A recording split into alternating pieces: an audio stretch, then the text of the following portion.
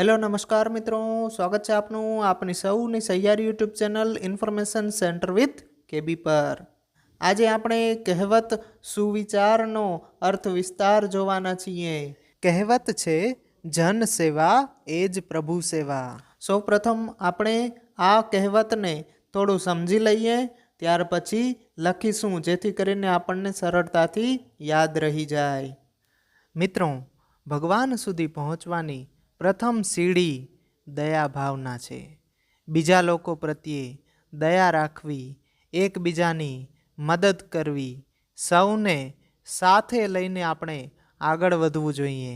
એકલા આગળ વધવાથી જિંદગીમાં સફળ થયા એવું ન માની શકાય। આપણી જિંદગીમાં અનેક ઉતાર ચઢાવ આવતા હોય છે, જીવનની અંદર સુખ દુઃખ આવતા હોય છે। એ સમયે જો આપણે કોઈ અન્ય વ્યક્તિને દુઃખી જોઈએ તો આપણે તેમનું દુઃખ દૂર કરવાનો પ્રયત્ન કરવો જોઈએ। આપણાથી જે કાંઈ સહાય તેમના માટે થઈ શકતી હોય તે કરી શકીએ તેટલી શક્તિ હે ભગવાન તમે અમને આપજો, એવી પ્રાર્થના હંમેશા કરવી જોઈએ।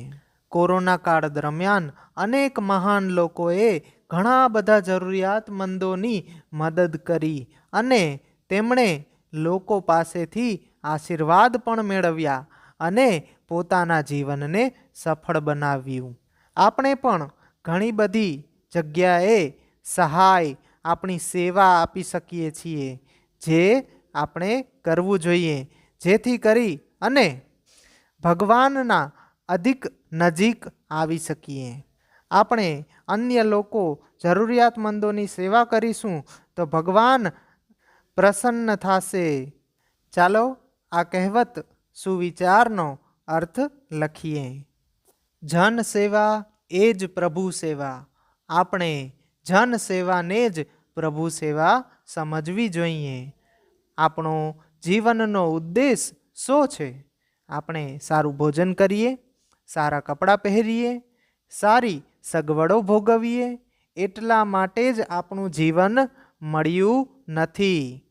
એની સાથે સાથે આપણે આપણા સમાજમાં કે આપણી આસપાસ રહેતા દુઃખી લોકોની સેવા પણ કરવી જોઈએ।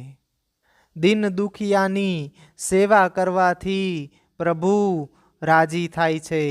આપણને દુઃખીજનોના આંસુ લૂછવાનું કામ કરતા જોઈને પ્રભુ પ્રસન્ન થાય છે। આપણે પ્રભુ સેવા કરવા માટે મંદિરે ન જઈ શકીએ અને જન સેવામાં લાગેલા હોઈએ તો પણ પ્રભુ આપણાથી નારાજ નહીં થાય। એક સુંદર મજાનું પ્રાર્થના ગીત છે, જીવન અંજલિ થાજો, મારું જીવન અંજલિ થાજો, દિન દુખિયાના આંસુ લૂતા, દિન દુખિયાના આંસુ લૂતા, અંતર કદી ન ધરાજો, મારું જીવન અંજલિ થાજો। અહીં આપણને બોધ મળે છે, આપણે સમાજના ગરીબ, અપંગ અને વૃદ્ધ લોકોની સેવાના કામો અવશ્ય કરીએ અને એમના અંતરના આશીર્વાદ મેળવીએ।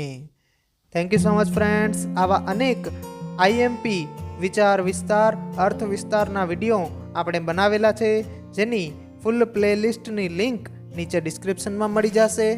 રેગ્યુલર આપણા વિડીયોઝ મેળવવા માટે આપણી ચેનલને સબસ્ક્રાઈબ કરી અને બેલ આઇકનને ઓલ પર સેટ કરી દેજો। આ વિડીયો આપણને કેવો લાગ્યો તે લાઈક અને કમેન્ટ્સ આપીને જરૂરથી જણાવજો। આ વિડીયો આપના મિત્રોને શેર કરી અને તેમની પણ હેલ્પ કરજો। ફરી મળીશું નવા વિડીયો સાથે, ત્યાં સુધી જય હિન્દ, જય ભારત।